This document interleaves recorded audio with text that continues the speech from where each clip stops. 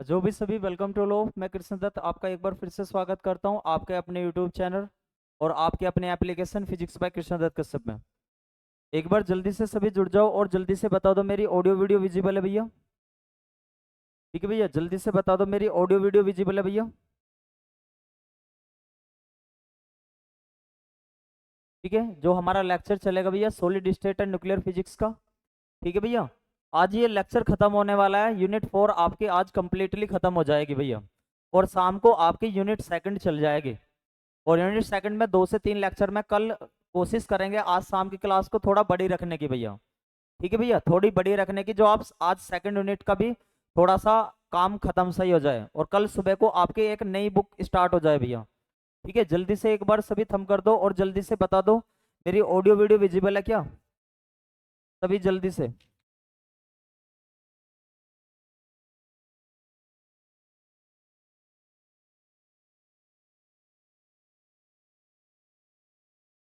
जल्दी से आ जाओ भी सभी, और जल्दी से थम करके बता दो मेरी ऑडियो वीडियो विजिबल है भैया।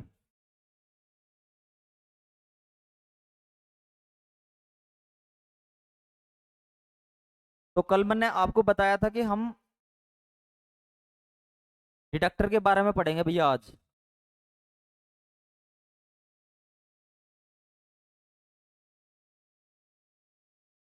ठीक है भाई, बहुत बढ़िया। अच्छा, वैसे डिडक्टर होते क्या है, यानी कि कुछ पार्टिकल ऐसे होते हैं जो हमारी आंखों से नहीं देखे जा सकते, लेकिन डिडक्टर क्या करता है उनको अच्छे तरीके से ऑब्जर्व कर लेता है। ठीक है भैया, तो सबसे पहले हम डिडक्टर का इंट्रोडक्शन ही देख लेते हैं एक बार। जैसे डिडक्टर का इंट्रोडक्शन के तौर पे हम कह सकते हैं इंट्रोडक्शन ऑफ डिडक्टर।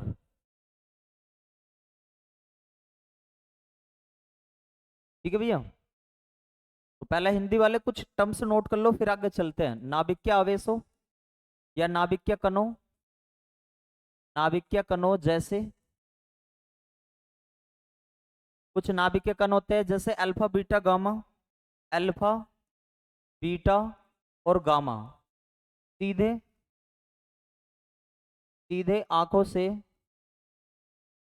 से नहीं देखे जा सकते, नहीं देखे जा सकते, जा सकते। ठीक है भैया, इन्हें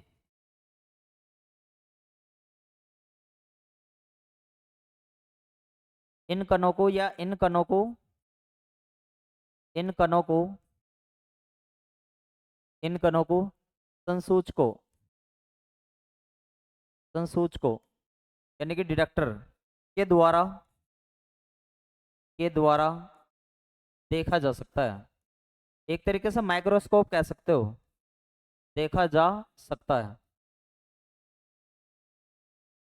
यानी कि इससे देखा जा सकता है। ठीक है भैया, ये नोट कर लेंगे भैया सभी एक बार, और इंग्लिश वाले भी एक दो लाइन लिख लेंगे फिर आगे चलेंगे। The charge particle the charge particle the charge particle that is alpha beta and gamma can not be observed directly can not be observe directly they are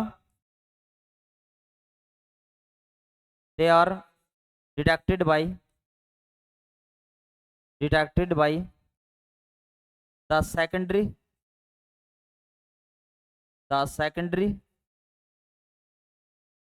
effects secondary effects which they produce। या आप ये सारी terms ना लिखे directly, they are detected by detector ऐसे लिख लो। They are detected by detector.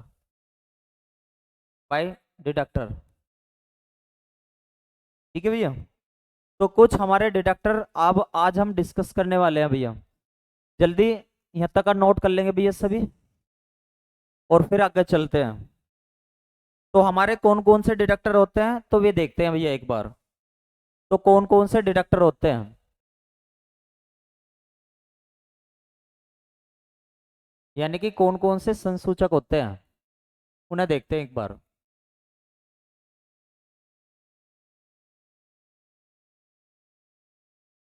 अगर मैं आपसे कह लगूं, पहले नंबर का हमारा जो डिटेक्टर होता है उसका नाम है आयोनाइजेशन चैम्बर। Ionisation chamber. कुछ बच्चे बोल लेते हैं कि हिंदी में, तो इसको लिख लेंगे सभी, आयनन कोष्ठ। आयनाइजेशन चैम्बर को बोला जाता है आयनन कोष्ठ। ठीक है भैया। दूसरा, दूसरा डिटेक्टर का नाम है, अच्छा आपसे एग्जाम में क्वेश्चन कैसे पूछा जाएगा, आपसे पूछा जाएगा कौन सा एक्सीलेटर है कौन सा डिटेक्टर है, बस नाम याद रखने हैं आपको। ठीक है कि, या एक बार ये याद पढ़ के देख लेना कि कौन सा है, वैसे आपको अच्छे से याद हो जाएंगे। ये अनुपातिक, अनुपातिक गणित्र। ठीक है भैया। और तीसरे नंबर का हमारा डिटेक्टर जो है, इसका नाम है गाइगर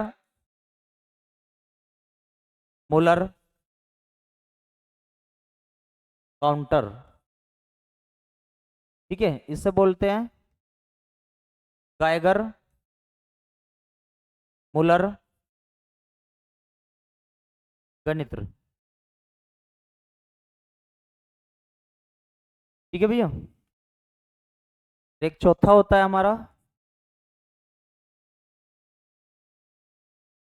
स्कैंटिटेशन या स्कैंटिलेशन काउंटर, से बोलते हैं पुरस्फुरण गणित्र। ठीक है भैया। और पांचवा होता है हमारा विल्सन, ये पहले ये सिलेबस में होता था इंटरमीडिएट में, क्लाउड चैम्बर। इसे हिंदी में बोला जाता है विल्सन, विल्सन का अब्र कोष्ठ, अब्र कोष्ठ। ठीक है भैया। और सिक्स है हमारा, इसे बोलते हैं भैया बबल चैम्बर। तो इसमें से एक दो के बारे में डिटेल से पढ़ेंगे, बाकी तो इतने सारे आते नहीं इसमें से, बस आपको नाम याद रखने हैं भैया। बुध, वध, कोष्ठ। ठीक है भैया, एक बार सभी नोट कर लेंगे और फिर इनके बारे में अच्छे से देखते हैं भैया। ठीक है भैया।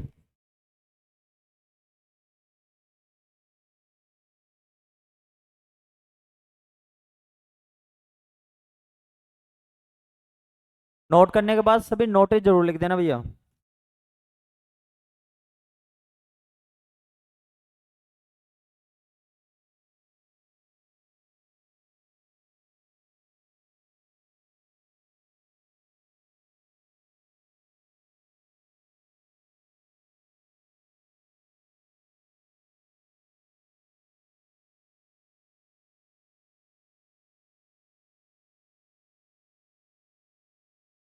ठीक है, बहुत बढ़िया। तो सबसे पहले इनमें से जो सबसे ज्यादा महत्वपूर्ण है उसे ही देख लेते हैं। ये आयोनाइजेशन चैम्बर इतना ज्यादा इंपॉर्टेंट नहीं है, ये प्रोपोर्शनल काउंटर इतना इंपॉर्टेंट नहीं है। थर्ड वाला, इसे बोलते हैं, शॉर्ट फॉर्म है इसकी जीएम काउंटर। तो इसे ही डिस्कस कर लेते हैं भैया एक बार, इसे ही डिस्कस कर लेते हैं एक बार, ये क्या होता है अच्छे से। तो इसे शॉर्ट फॉर्म में जीएम काउंटर भी बोला जाता है।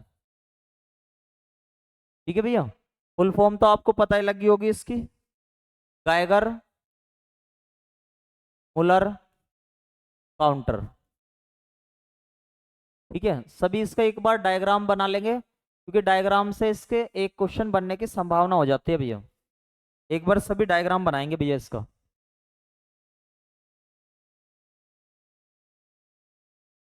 ये कुछ देखने में इस प्रकार से होता है आपका।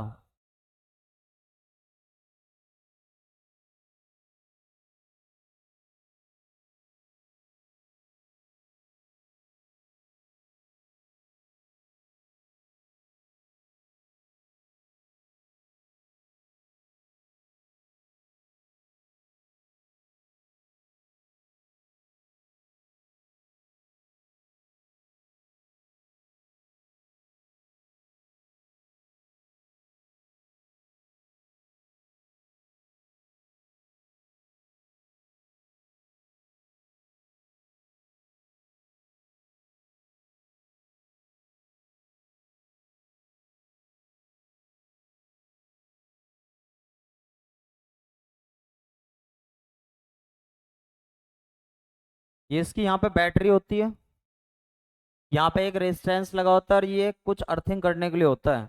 ये जो हमारी होती है, ये जो आपको दिखाई दे रही है, लेवलिंग एक अलग पेन से कर देते हैं भैया। ये जो आपको दिखाई दे रहा है, ये ट्यूब टाइप की, इसे बोलते हैं metal cathode, method cat metal cathode tube. ठीक है भैया। और ये जो इसमें बिल्कुल सीधी, ये जो बीच की आपको डंडी दिखाई दे रही है, ये होती है इसमें एनोड। ये काम किसका करती है भैया? एनोड का काम करती है। यहाँ पे जो आपका भरा हुआ है, यहाँ पे गैस भरी हुई है, प्लस स्कैंटिलेशन, स्कैंटिलेशन सब्सटेंस भरा हुआ है। ठीक है भैया, एक बार सभी डायग्राम बना लेंगे।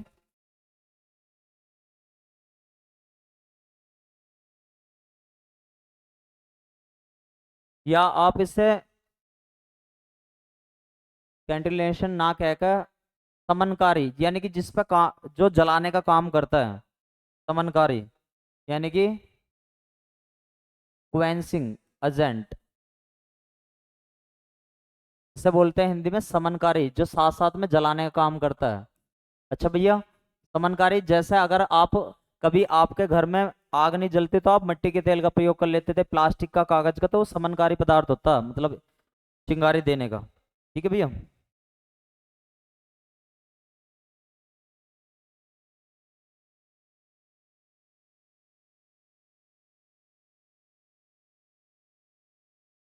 और इसमें ये कुछ जाली सी इस प्रकार से बनी हुई होती है भैया,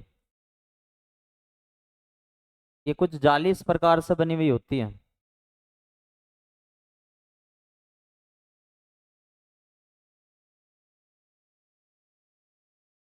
ठीक है भैया, कुछ इस प्रकार से।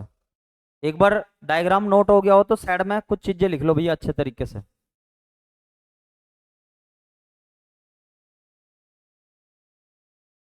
यानी कि इससे आप क्या क्या कर सकते हो, क्वेश्चन एक बार देख लेंगे भैया। अगर आपसे कोई कह लगा कि अल्फा बीटा गामा को, अल्फा बीटा गामा को काउंट करने में भी इसे यूज करते हैं, ठीक है, और डिडक्ट करने में भी, अल्फा बीटा गामा को डिडक्ट करने में भी, यानी कि संसूचना देने में कि कितने हैं कितने ना। ठीक है, कौन करता है? यही। और इसे सबसे पहले किस साइंटिस्ट ने डेवलप करा था? जीएम ने। ठीक है भैया, जीएम ने।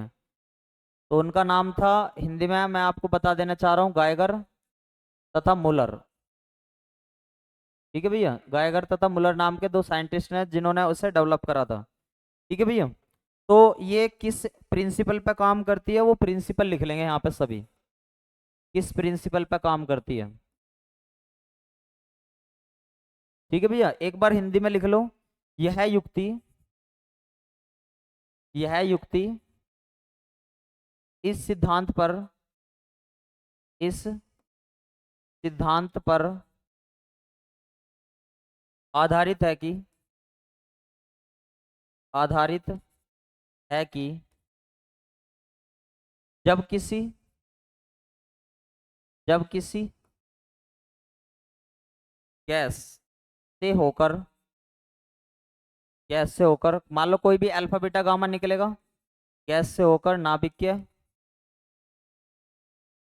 विकिरण गुजरते हैं, नाभिकीय विकिरण गुजरते हैं, गुजरते हैं, तो उत्पन्न आयनन के कारण, यानी कि जब ये गुजरेंगे तो गैस को आयनाइज्ड भी तो करेंगे, आयनन के कारण गैस कैसी हो जाए? चालक हो जाओगी। गैस कैसी हो जाती है? चालक, वैद्युत रूप से चालक, चालक हो जाती है। यानी कि जब अल्फा बीटा गामा इसमें से निकल के जाओगे, इसमें से निकल के जाओगे, तो ये कंडक्टर की तरीके से बिहेवियर करेगी भैया उनके साथ में। ठीक है भैया, एक बार ये नोट कर लेंगे। और फिर हिंदी वालों को भी इसका, इंग्लिश वालों को भी इसका प्रिंसिपल लिखवा देता हूँ। ठीक है भैया, एक बार इसका प्रिंसिपल लिखवा देता हूँ आपको।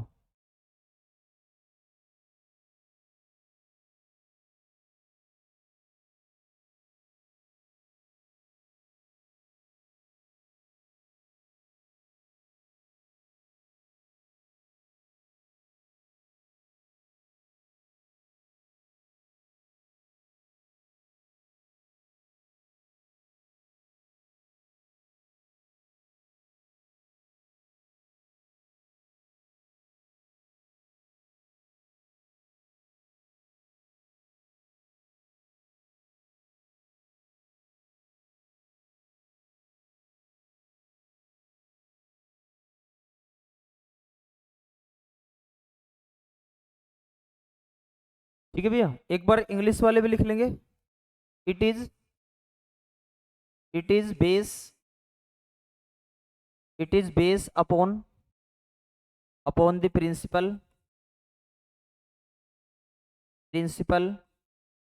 That gases became electrical conductor due to ionization produced when nuclear radiation are passed through them यानी कि जब किसी गैस में से आप क्या करोगे, अल्फा बीटा गामा को बाहर निकाल लोगे तो क्या होगा, मतलब गैस कैसे काम करेगी, किसके तरीके से भी काम करेगी, ये याद रखना भैया आपको कि जीएम काउंटर में जो गैस होती है वो किसके तरीके से बिहेवियर करती है भैया, चालक के तरीके से बिहेवियर करती है। ठीक है भैया, इलेक्ट्रिकली कंडक्टर के तरीके से बिहेवियर करती है। ये पॉइंट याद रखना। ठीक है भैया, ये पॉइंट अच्छे से याद रखना है आपको। नोट कर लिया हो तो जल्दी से बताओ, आगे चलते हैं फिर। ठीक है भैया, फिर आगे चलते हैं। अगर आपसे इसमें से एक दो टर्म्स और पूछी गई तो कैसे पूछी जाएगी,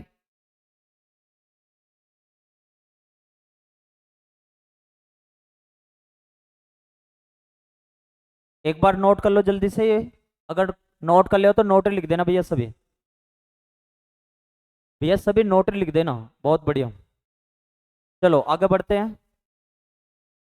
अगर मैं आपसे कह लगा कि इसमें कुछ टर्म्स होती हैं, जैसे इसमें जो ये आपको दिखाई दे रही थी मेटेलिक कैथोड ट्यूब जो होती है, इसे ही बोला जाता है जीएम ट्यूब, भी बोला जाता है इसे। ठीक है भैया, और इसमें जो एक टंगस्टन वायर होता है, जो किसका काम करता है, एनोड का, किसका काम करता है, एनोड का। ठीक है भैया, आपको बताना कि टंगस्टन का वायर किसका काम करता है भैया, एनोड का। इसमें एक टंगस्टन का जो वायर लगा हुआ था, टंगस्टन तार किसका काम करता है, का कार्य एनोड के रूप में,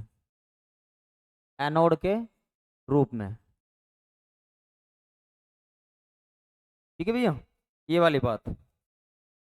और जीएम काउंटर में जो गैस भरी हुई होती है वो कौन कौन सी हो सकती है, जीएम काउंटर में जो गैस होती है वो कौन कौन सी होती है, एक बार सभी लिख लेंगे, आर्गन और नियोन, ठीक है भैया। अगर आप क्या लगा प्लस हैलोजन्स की स्मॉल क्वांटिटी होती है, मिक्स, कुछ मात्रा होती है इसमें मिक्स। ठीक है भैया, और यही हैलोजन की जो मात्रा है, छोटी क्वांटिटी है, ये समनकारी पदार्थ का काम करती है, यानी कि इसके साथ जलाने का काम करती है, समनकारी पदार्थ का। ठीक है भाई, नोट कर लो भाई सभी।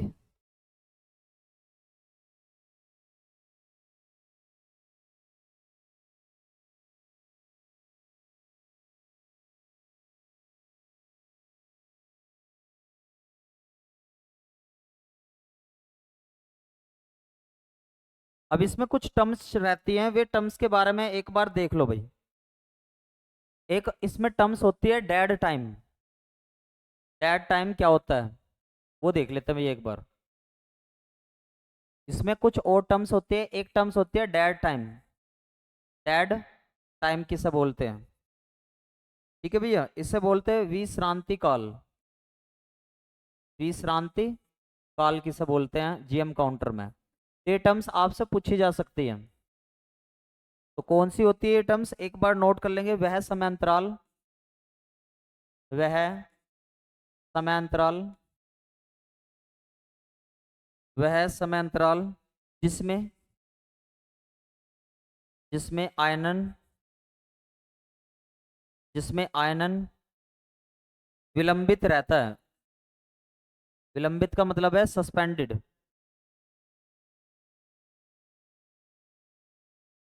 यानी कि रुका हुआ रहता है, उस समय पर कोई भी अभिक्रिया ना हो रही होगी, उसे कहते हैं विलंबित रहता है। तथा युक्ति, अभी तक डिवाइस कैसी है, एक्रिय रहेगी। मतलब अभी उसमें कोई भी, मतलब अभी बस ट्यूब में कोई बस भर का छोड़ दिया है कोई चीज, तो उस समय जब इलेक्ट्रॉन या कोई भी उसमें ना एंटर कर रहे, ठीक है भैया, युक्ति एक्रिय हो जाती है, एक्रिय हो जाती है।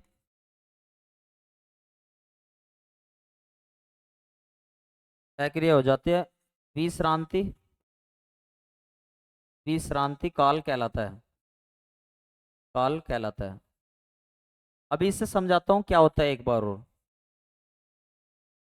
अगर मैं आपसे कह लगूं, जैसे सपोज करो हमारे पास कोई ट्यूब थी, मान लो जैसे सपोज करो ये हमारे पास कोई ट्यूब थी, ठीक है भैया, और इसके अंदर मान लो कुछ भी भरा हुआ है, और इसमें से अल्फा बीटा गामा निकल के गए, अल्फा बीटा गामा निकल के गए।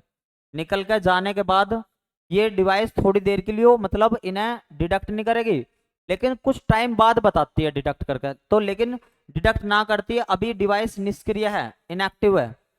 ठीक है, जब तक मतलब जब तक इलेक्ट्रॉन बीम पूर्ण रूप से बाहर ना निकल जाएगी, जब लो तो इनएक्टिव ही रहेगी, तो उस टाइम को क्या बोलते हैं, डेड टाइम। जल्दी नोट कर लो, फिर इंग्लिश वालों को भी लिखवा रहा हूँ ये वाला। ठीक है भैया, याद रखना भैया इस बात को, कोई दिक्कत समस्या तो ना किसी को भी। यानी कि जैसे अल्फा बीटा गामा निकल ले, जब तक वे इसमें होंगे, लेकिन अभी एक्टिव यो डिटेक्ट नहीं कर पा रहा उन्हें, जब ये निकल कर चले जाएंगे जब डिटेक्ट करता है।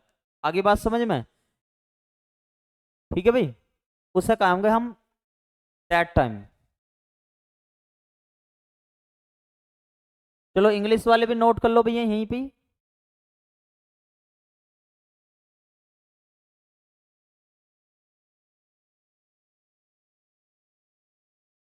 इंग्लिश वाले भी इसी डेट टाइम को नोट कर लो। The period during during which the ionization ionization remain ionization remain suspended suspended and the device become become inoperative inoperative is called the dead time, the dead time. Note कर लो भैया, एक point और रह गया इसमें और जीएम काउंटर खत्म आपका। ठीक है भैया, एक पॉइंट और रह गया।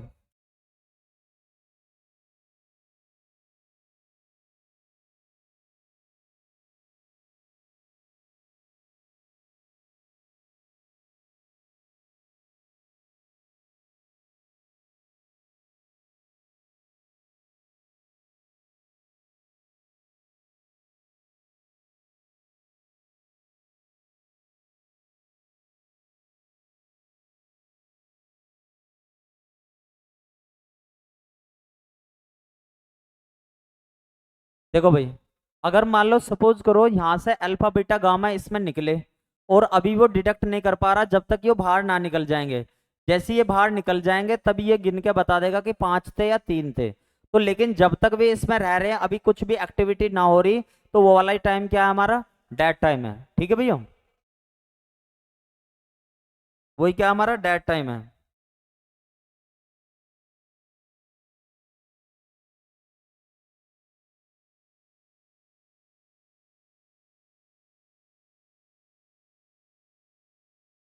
अब इसके बाद डेड टाइम के बाद एक ऐसा टाइम होता है, जब देखो यहां से जब अल्फा बीटा गामा यहाँ से निकल चुके होते हैं, तो हमारा जो ये डिडक्टर है एक क्या बनाता है, पल्स बना के देता है, पल्स बना के देता है, स्पंद बना के देता है, उसे बोलते हैं रिकवरी टाइम। क्या बोलते हैं भैया उसे?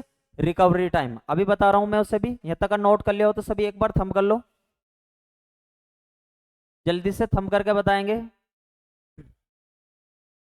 ठीक है भैया, अब उसे समझ लो भैया रिकवरी टाइम क्या होता है। ठीक है भैया, उसे देखते हैं रिकवरी टाइम क्या होता है भैया। रिकवरी टाइम यानी कि अल्फा बीटा गामा निकलने के बाद जो पल्स बनती है, ठीक है, उसे ही हम बोलते हैं रिकवरी टाइम। विश्रांति, विश्रांति तो समझ गए होंगे भैया आप। विश्रांति जब इनएक्टिव थी हमारी कंडीशन, विश्रांति काल के पश्चात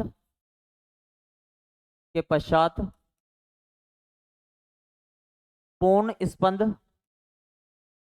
पूर्ण स्पंद आकार, पूर्ण स्पंद आकार प्राप्त प्राप्त करने में लिए गए लिए गए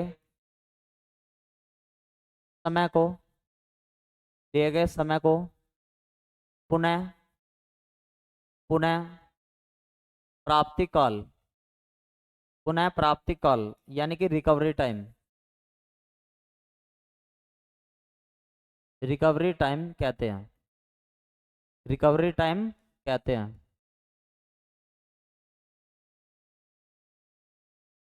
ठीक है भैया, नोट कर लो सभी एक बार यहाँ तक का, इंग्लिश वाले भी और लिख लेंगे यहाँ से।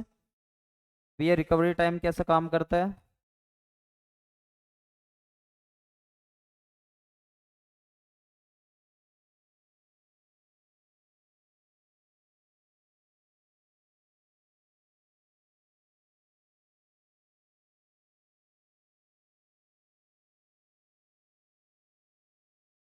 The time required, the time required for the for the complete for the complete recovery, for the complete recovery of the pulse, of the pulse size after after ending after ending of the dead time, of the dead time interval, dead time interval is called the is called the recovery time,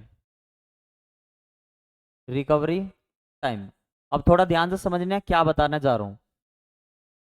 अगर मैंने आपसे कहा ये हमारा GM counter है, ठीक है भैया, ये हमारा जीएम काउंटर है, इसमें एंटर करें alpha beta gamma, alpha beta gamma enter करें, और जब तक ये यहाँ पर रहेंगे तो यहाँ पे तो इस वाले में हमारी डिवाइस कैसी है, इनएक्टिव केस दिखा रही है, तो इसे कहेंगे हम, क्या कहेंगे भाई, इस वाले टाइम को कहेंगे डेट टाइम। लेकिन यहाँ से निकलते के साथ ही एक डिडक्टर में क्या होगा, यहाँ से जैसे अल्फा बीटा गामा निकले तो डिडक्टर में, डिडक्टर मतलब जो सूचना देने वाला है, तो वे तुरंत ही पल्स बना कर दे देगा, पूरी पूरी पल्स बना कर दे देगा।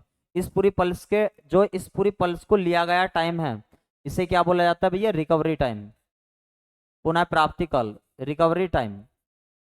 ठीक है भैया, नोट कर लो भैया सभी।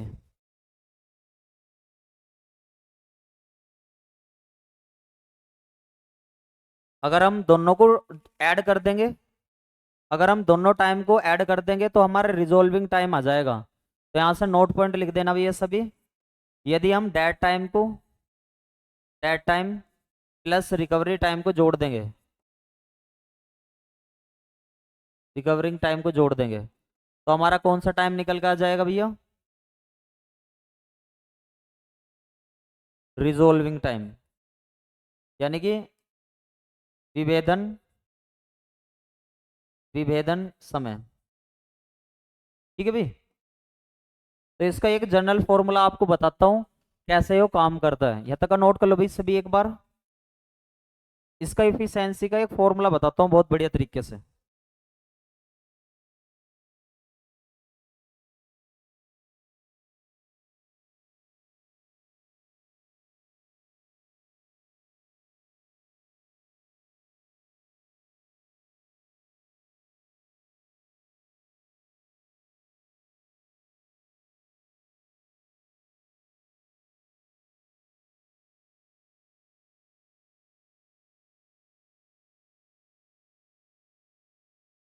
नोट कर लियो तो सभी एक बार थंब कर देंगे यहाँ तक का, फिर आगे चलेंगे भैया। सभी ने नोट कर लिया भैया यहाँ तक का?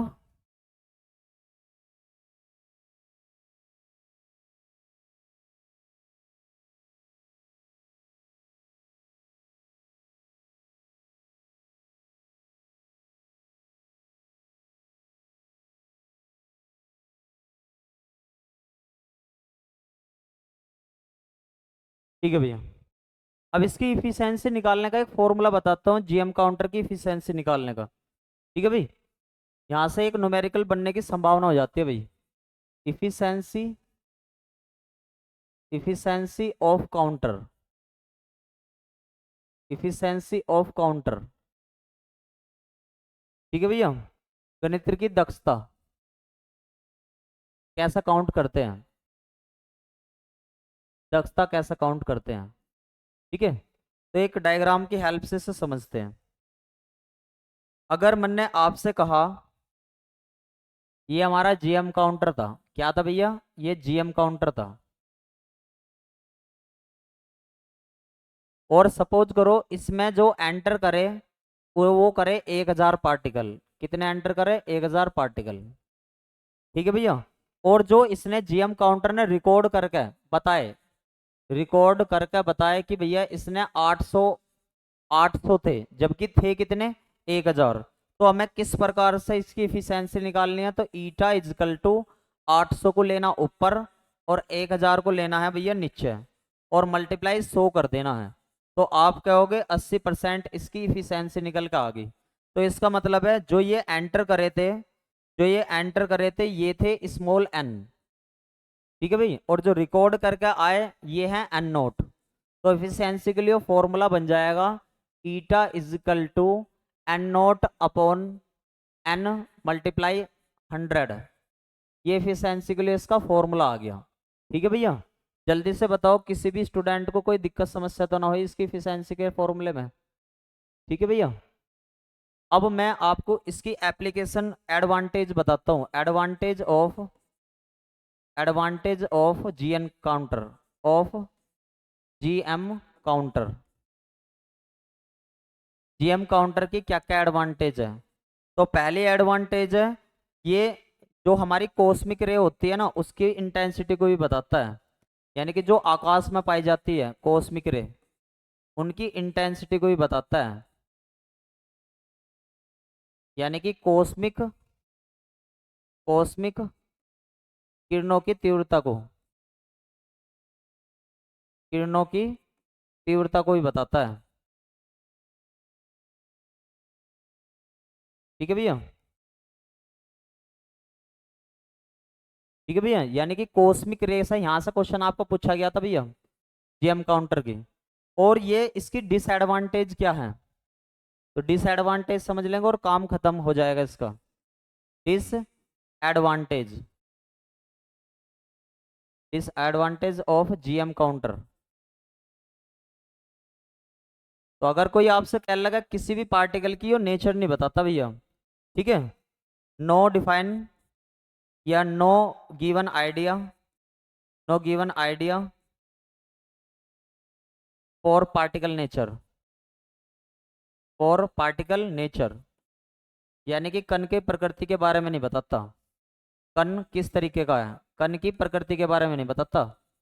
बस ये बता देगा हाँ ये चीज थी, प्रकृति के बारे में नहीं बताता, नहीं बताता। ठीक है भाई, और ज्यादा अगर आप मोर काउंटिंग कराना चाह रहे हो तो नहीं कर सकते, मोर काउंटिंग नो डिडक्ट। जो ज्यादा मात्रा में आ गया ना अल्फा बीटा गामा, तो उनका डिडक्शन नहीं कर सकता, ज्यादा मात्रा वालों का। ज्यादा मात्रा में सहायक नहीं, मात्रा में अच्छा संसूचन नहीं, ऐसे लिख सकते हो। अच्छा संसूचन नहीं, फेल हो जाओगा एक साथ आगे तो। ये कम कम के लिए काम कर सकता है बस। ठीक है भाई, जीएम काउंटर का यहाँ पे काम खत्म हो गया। अगले वाला आपका स्कैंटिलेशन काउंटर, बहुत इंपॉर्टेंट है भैया। ठीक है भाई, ये जल्दी से नोट कर लो फिर आगे चलते हैं।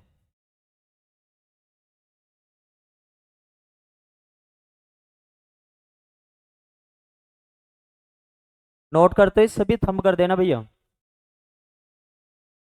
नोट करते ही सभी थंब कर देना भैया।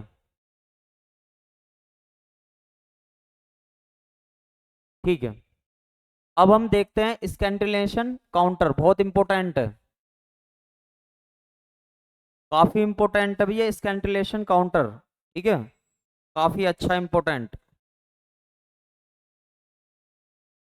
ठीक है भैया, तो अब हम देखते हैं काउंटर के नाम पे स्कैंटिलेशन।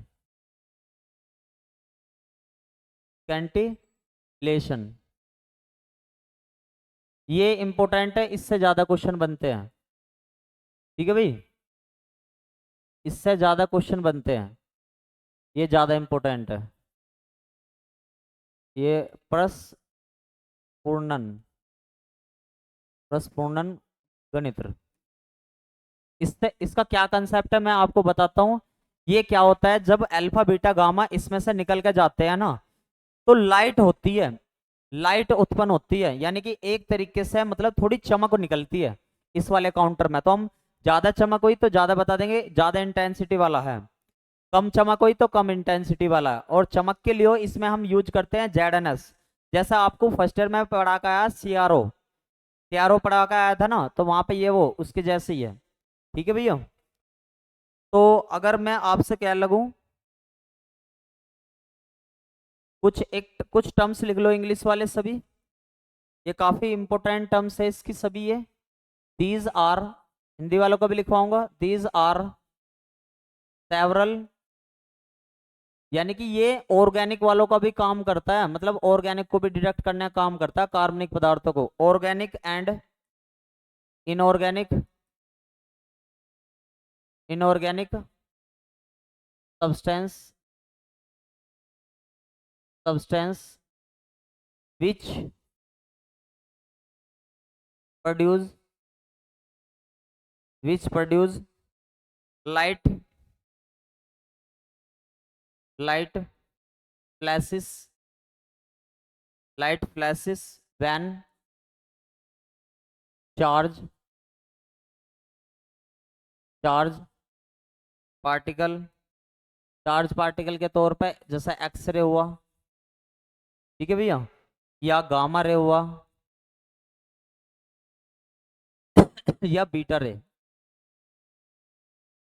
बीटा रे, pass through them, pass through them,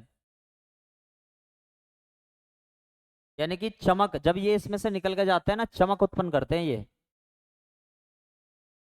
ठीक है, और these substance, these substance,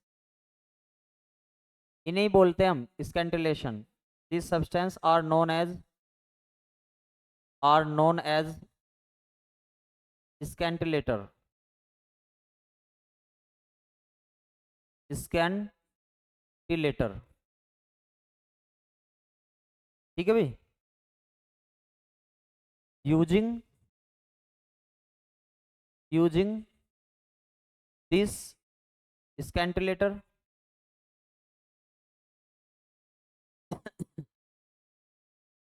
scantilators, a device, a device is made to detect। फिर ये डिवाइस क्या करती है, इन्हें मदद करती है अल्फा बीटा और गामा को, अल्फा बीटा गामा और एक्सरे को,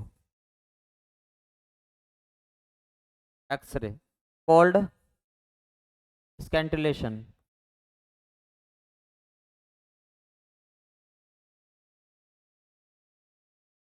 कॉल्ड स्कैंटिलेशन काउंटर।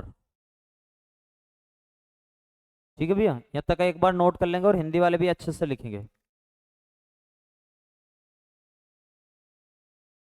अगर मैं आपसे कहूँ कार्बनिक, कार्बनिक व अकार्बनिक, व अकार्बनिक, बहुत से ऐसे पदार्थ हैं, बहुत से ऐसे पदार्थ हैं, ऐसे पदार्थ हैं जिनमें, जिनसे यदि, जिनसे यदि आवेशित जिनसे यदि आवेशित एक्स किरणें या गामा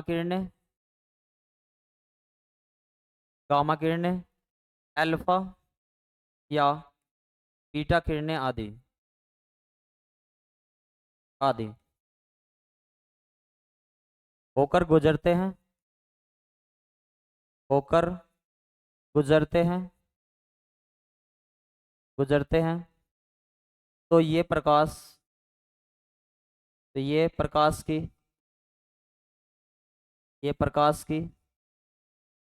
क्षण दीप्तियां, क्षण दीप्तियां जानते हो, चमक, क्षण दीप्तियां उत्पन्न करते हैं, उत्पन्न करते हैं, क्षण दीप्तियां उत्पन्न करते हैं। इन पदार्थों को इन पदार्थों को प्रस्फुरक प्रस्फुरक कहते हैं।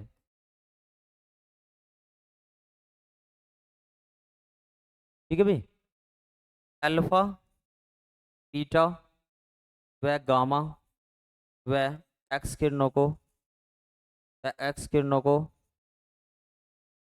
संसूचन संसूचन करने के लिए इन प्रस्फुरकों को प्रयुक्त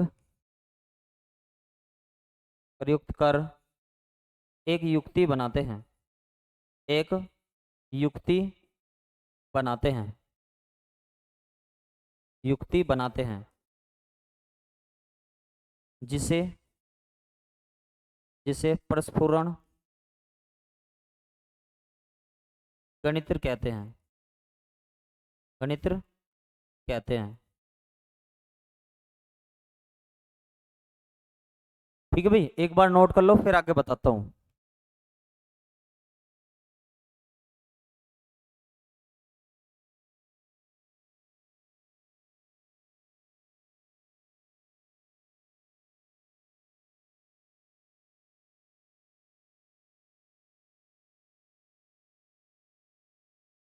चलो एक एग्जांपल के थ्रू समझते हैं ये सारी बात मैंने क्या लिखवाई है। अगर सभी ने नोट कर लिया हो तो एक बार सभी डन लिख देंगे भैया। अगर सभी ने नोट कर लिया हो तो सभी एक बार डन लिख देंगे, फिर बताता हूं। कर लिया भाई? नोट कर लिया हो तो सभी एक बार थंब कर लो।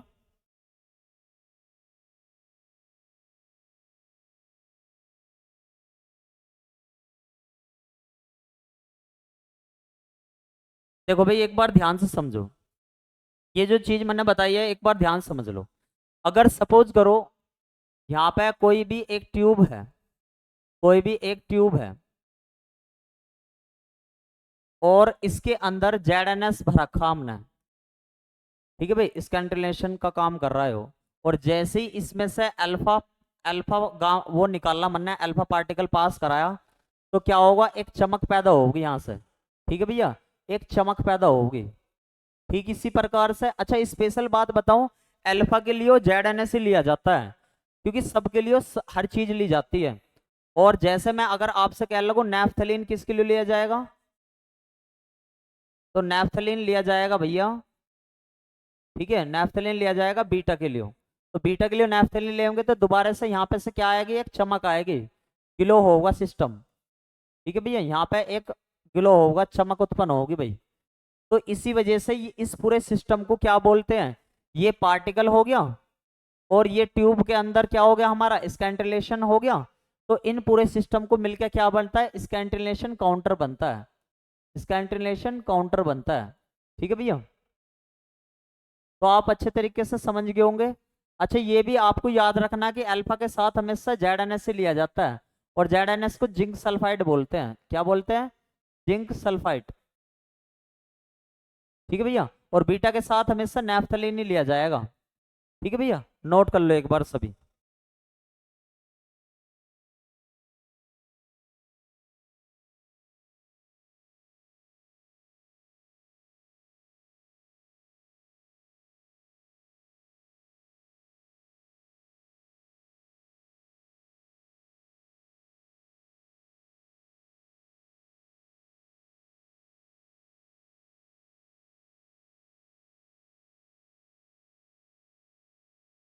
आप कभी कभार नेफ्थलीन के कैसे बताया गया, थिन क्रिस्टल भी पूछा गया था।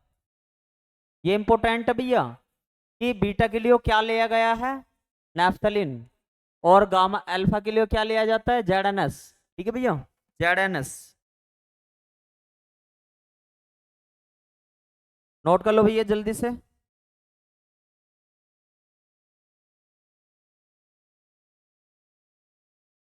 कुछ एक आधे नोट पॉइंट और लिख लेंगे अच्छे से, क्योंकि ये वाले नोट पॉइंट आपके अच्छे से पूछे गए हैं भैया। एक बार ये हिंदी वाले ये वाला नोट पॉइंट लिख लेंगे, और ये आपसे पूछा भी गया है असाइनमेंट में। ठीक है भैया, प्रस्फुरन, प्रस्फुरन गणित्र से, गणित्र से प्राप्त, प्राप्त निर्गत, प्राप्त निर्गत यानी निकलने वाला वैद्युत स्पंद, वैद्युत स्पंद आपतित, आपतित विकिरण, आपतित विकिरण की ऊर्जा के, की ऊर्जा के अनुकर्मानुपाती, ऊर्जा के अनुकर्मानुपाती, अनुकर्मानुपाती होती है। ठीक है भाई, प्रोपोर्शनल होती है। याद रखना है भैया, आपको आया हुआ क्वेश्चन है। ठीक है भैया,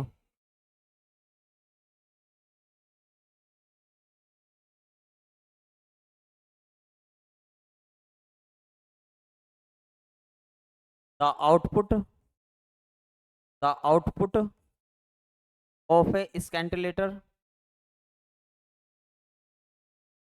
स्कैंटिलेटर इज प्रोपोर्शनल। ये वर्ड याद रखना, proportional, proportional to the energy, to the energy of the incident,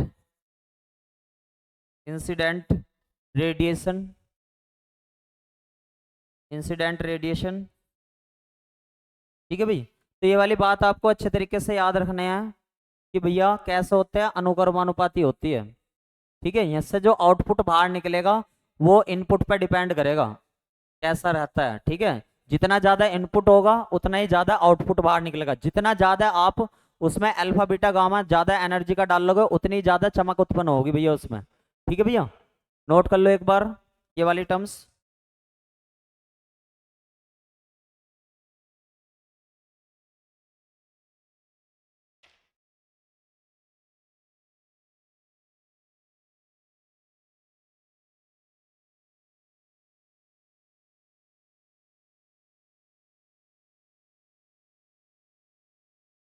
तो ये कुछ क्वेश्चंस थे जो आपके इसमें से बनते थे। ठीक है भैया,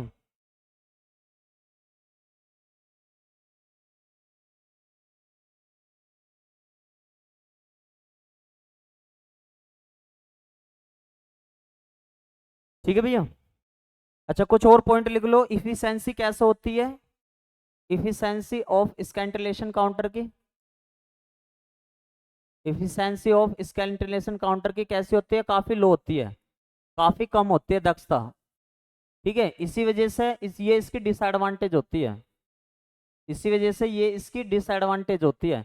एक क्वेश्चन और पूछा गया था आपसे कि इसमें जो ये हैलोजेंस मिक्स होती है ये किसका काम करती है, हैलोजेंस जो ये मिक्स होती है ये किसका काम करती है। तो आपको हिंदी में बता रहा समनकारी पदार्थ का, समनकारी पदार्थ का काम करती है जो हैलोजन मिक्स होती है भैया। ठीक है,